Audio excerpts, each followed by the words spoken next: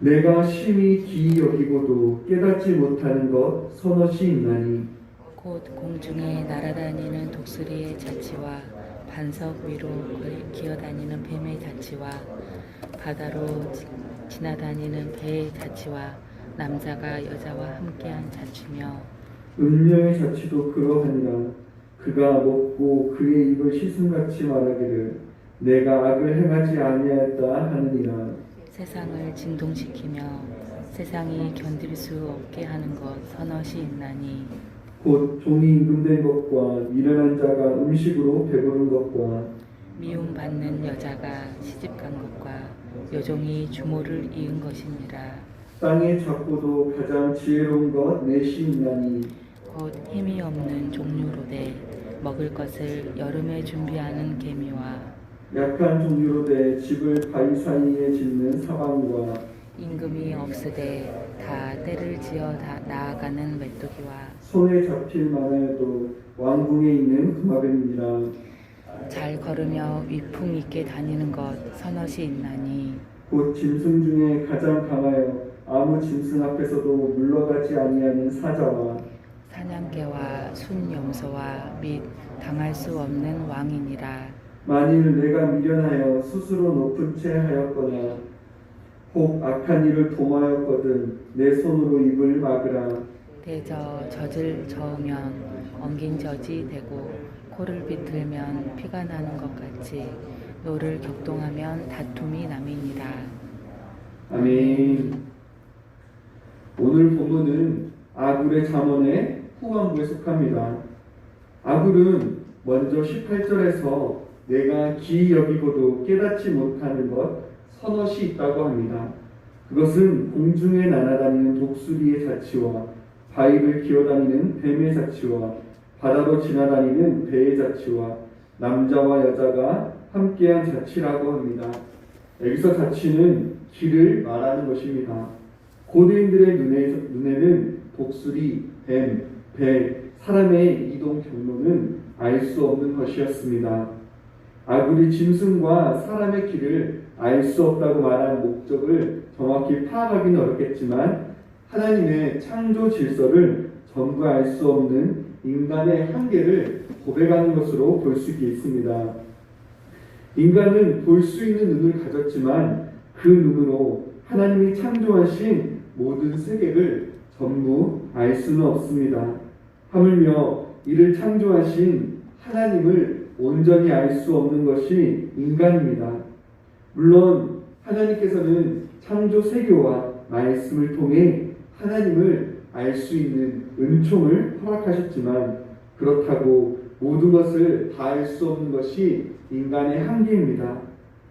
우리가 한낱 피조물에 지나지 않음을 잘 알고 겸손히 하나님을 인정하며 섬겨 나갈 수 있어야 합니다. 마치 모든 것을 보고 아는 것처럼 행동하는 것은 교만입니다. 이와 더불어 하나님께서 우리에게 허락하신 창조 세계와 말씀을 통해 하나님을 풍성히 알아갈 수 있어야 하겠습니다. 비록 온전한 알면 아닐지라도 하나님께서는 창조 세계와 말씀을 통해 하나님을 풍성히 알아갈 수 있도록 은총을 허락하셨음을 잘 아시고 하나님을 알아가기 힘쓰는 모든 성도님들 되시기를 소원합니다.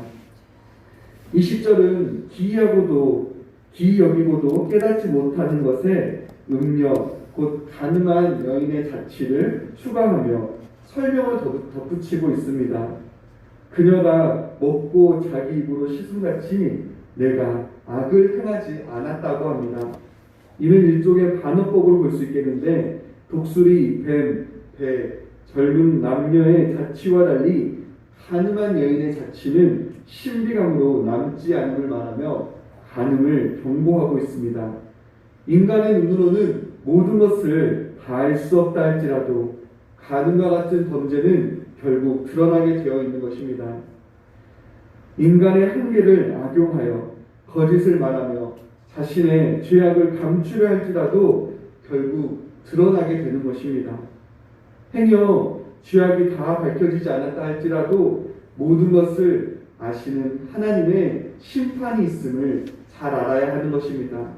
그렇기에 간과 같은 범죄를 행하지 않도록 주의하고 경고할 것을 말하고 있습니다. 21절부터 23절은 세상을 진동시키는 선엇을 말합니다. 여기서 세상은 땅을 말하는 것인데 땅을 견딜 수 없게 만드는 것, 곧 경천동지할 선엇이 있음을 말하고 있습니다. 그것은 곧 종이 임금된 것과 미련한 자가 음식으로 배부른 것과 미움받는 여자가 시집간 것과 여종이 여주인을 이은 것입니다. 처음 두 가지는 남자들이고 나중 두 가지는 여자들입니다. 이러한 일들은 사유와 우주 질서를 흔들리게 하고 혼란스럽게 된 세상을 묘사하는 것입니다. 네 가지의 예는 낮은 지위의 사람이 높은 지위에 오르거나 좋은 자리를 차지하는 경우를 말하고 있습니다. 종이 갑자기 왕이 되는 것은 일반적으로 사회 질서를 뒤흔드는 일이 됩니다. 미련한 자가 음식으로 배부른 것은 미련한 자가 먹는 행위 자체를 넘어 부족함이 없는 충분한 상태를 말하는 것으로 미련한 자의 부가 합당하지 않음을 말하는 것입니다. 또한 미움받는 여자가 시집간 것과 여종이 주모, 곧 여주인의 자리에 이어받는 것은 당시 고대인들에게 있어 질서가 흔들리는 모습들이었습니다. 이러한 무질서는 인간의 끝없는 탐욕으로 인해 일어나는 것들입니다. 인간은 탐욕으로 인해 자신에게 합당하지 않는 자리를 욕심내고 차지하려 합니다. 이러한 질서를 깨트리는 일들은 대개 합당한 방법이 아닌 악한 방법을 통해 일어나는 일들입니다. 오늘날에는 더욱이 어떤 악한 방법이라도 남의 것을 빼앗고 자신의 높은 자리에 앉고자 하는 사회가 자리 잡아가고 있습니다. 나만 아니면 된다는 악한 생각과 탐욕으로 무질서의 세계를 만들어가고 있습니다. 아담이 범한 최초의 죄악도 피조물로서 하나님의 위치에 서고자 하는 탐욕으로 시작되었습니다. 이로써 하나님의 창조세계는 저주받고 원래의 모습을 상실하게 되었습니다. 인간의 탐욕은 계속해서 창조의 질서를 깨뜨려 가고 있습니다. 그렇게 이들 잘 아시고 탐욕의 마음을 버리며 겸손히 하나님의 질서에 순응하며 살아가시는 모든 성도님들 되시기를 바랍니다. 24절부터 28절은 작지만 지혜로운 것에 대해 말하고 있습니다. 여기서 가장 지혜로운 것은 문자적으로 지혜롭게 만들어진 것들 중 지혜로운 것을 말하는 것으로 지혜의 최상급을 사용하고 있습니다. 먼저 24절은 힘이 없지만 먹을 것을 여름에 준비하는 개미를 말하며 추운 겨울을 대비해 먹을 것을 여름에 준비하는 개미의 지혜로움과 성실함을 말하고 있습니다. 두 번째로 작지만 지혜로운 것으로 사반을 언급하는데 사반은 바위 틈에 집을 짓고 사는 바위너구리라는 동물을 말하는 것입니다. 개체수도 작고 약하기에 안전을 위해 바위 틈에 집을 짓고 살아가는 바위너구리의 지혜를 칭찬하는 것입니다.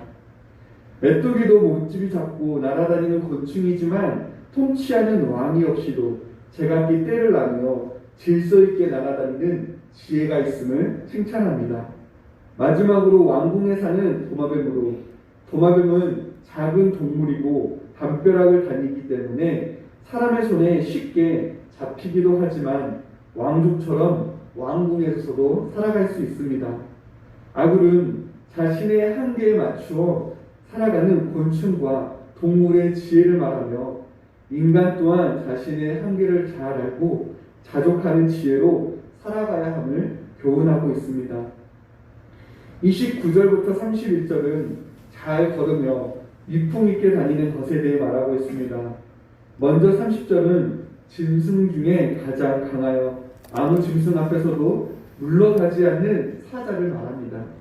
사자는 강하기에 어떤 것들 앞에서도 물러서지 않습니다. 마치 용사가 전쟁에서 물러서지 않는 것처럼 뛰어나고 위험 있는 동물이 바로 사자입니다. 다음으로 사냥개와 순념소와 당할 수 없는 왕을 언급합니다. 31절의 사냥개는 원어로 볼 때 수탉을 의미하는 것입니다. 수탉과 순념소는 암컷들 사이에서 당당한 걸음걸이를 대표하는 짐승을 묘사한 것입니다. 당할 수 없는 왕은 문자적으로 군악대와 함께 있는 왕인데 위풍당당한 걸음걸이를 사랑하는 사자처럼 백성들 앞에서 권세를 자랑하려고 군악대와 함께 행진하는 그림을 연상시키며 당당함이 발걸음을 통해 나타나는 것임을 보여주고 있습니다. 마지막으로 32절부터 33절은 억압과 분쟁을 주의할 것을 경고하고 있습니다. 32절은 만일 내가 미련하여 스스로 높은 채 하였거나 혹 악한 일을 도모하였거든 내 손으로 입을 막으라고 합니다. 앞에서 보았던 것처럼 자신의 한계를 알지 못하고 미련하게 자신 스스로를 높이거나 숨겨질 수 없는 악한 일을 행하였다면 즉시 침묵하고 하던 일을 멈추라는 것입니다. 그 이유에 대해 33절은 우유를 사용해 표현하고 있습니다. 우유를 짓누르면 엉긴 젖, 곧 버터가 나오고 코를 짓누르면 피가 나오듯이 격동하면 다툼이 일어난다고 합니다. 이는 권력을 탐하는 자가 유리한 고지를 차지하기 위해 누군가를 억압하지만 결국 억눌린 자들의 분노가 차는 순간 분쟁이 일어남을 표현하고 있는 것으로 볼 수 있겠습니다. 누군가를 분노케 할 때 분쟁이 일어나는 것은 당연한 이치입니다. 타인에게 분노를 사면 다툼으로 이어지고 결국 분쟁으로 인해 공동체의 질서는 깨뜨려지게 됩니다. 그렇기에 늘 자신을 돌아보며 혹 스스로 높이고 있거나 악한 일을 행함으로 누군가를 분노하게 하고 있다면 이 일을 즉시 멈출 줄 아는 것이 바로 지혜입니다. 자신의 잘못으로 누군가를 분노케 할 수는 있겠지만 이러한 일들이 더 이상 확산되지 않도록 절제하고 겸손히 행할 수 있어야 하는 것입니다. 이를 잘 아시고 모든 일에 있어 절제와 겸손으로 행하며 살아가시는 모든 성도님들 되시기를 간절히 소원합니다. 기도하시겠습니다. 하나님 아버지, 하나님이 창조하신 피조 세계를 통해 얻을 수 있는 지혜들을 살펴보았습니다. 모든 것을 다할 수 없는 인간의 한계와 질서를 무너뜨리는 탐욕, 연약하지만 자신의 한계를 알고 대비하는 지혜, 발걸음을 통해 나타나는 당당함, 그리고 다툼을 일으키는 분노가 있음을 보았습니다. 하나님, 더 나아가 하나님의 피조세계를 통해 하나님의 위대함을 깨닫고 지혜를 얻을 줄 아는 지혜자의 삶 살아가는 저희 모두가 되게 하여 주시옵소서.